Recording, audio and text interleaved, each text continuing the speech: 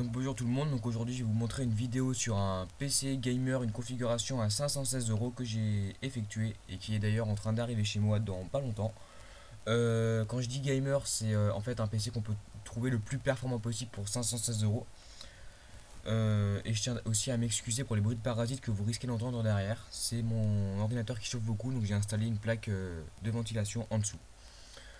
Donc on va commencer par le processeur. Le processeur c'est un AMD FX 6300 Black Edition en 3,5 GHz. Il est à seulement 112 €. Pourquoi AMD? Tout simplement parce que AMD par rapport à Intel ça reste quand même moins cher.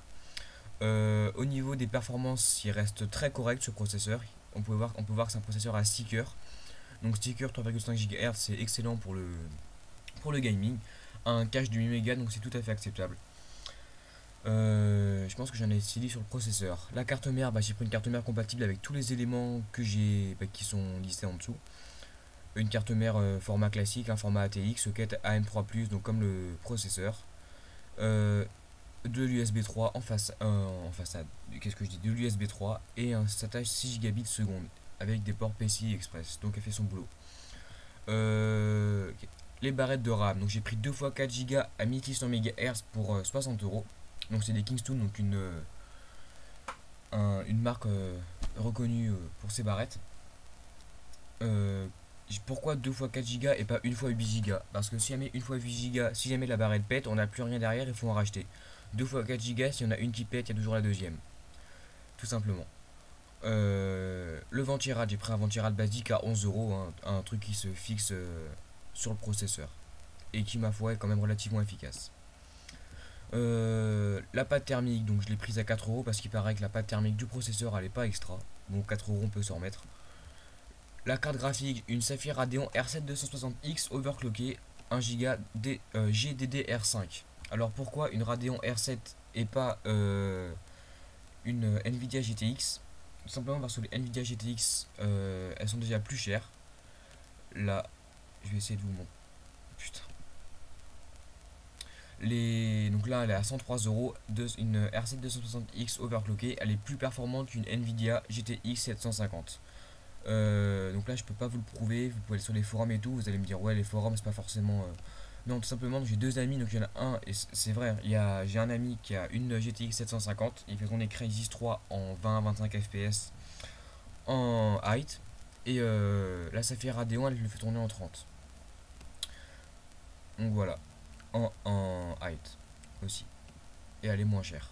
Le SSD je n'ai pas mis, si vous voulez en mettre un, mettez-en un, mais bon, je vois pas trop l'utilité.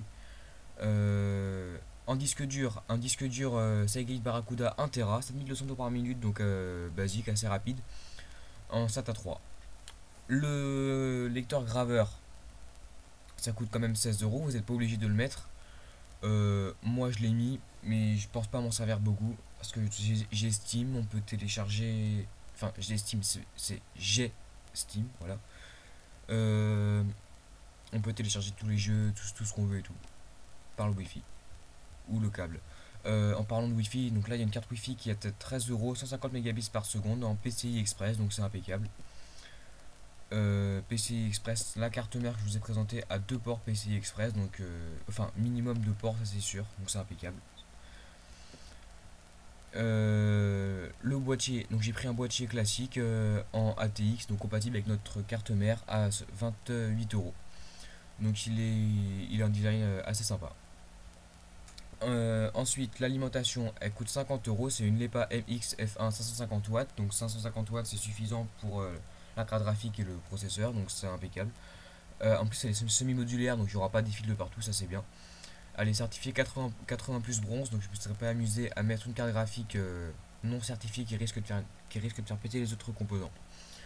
Donc voilà, donc j'espère que cette configuration vous aura plu. Donc la sauvegarde de cette configuration, c'est fait. Je vous mettrai le lien de cette configuration dans la description. Et puis n'hésitez pas à liker, abonnez-vous. Je ferai d'autres configurations de PC un petit peu plus chères, un petit peu moins chères, pour cibler des différents publics. Donc voilà. Allez, ciao.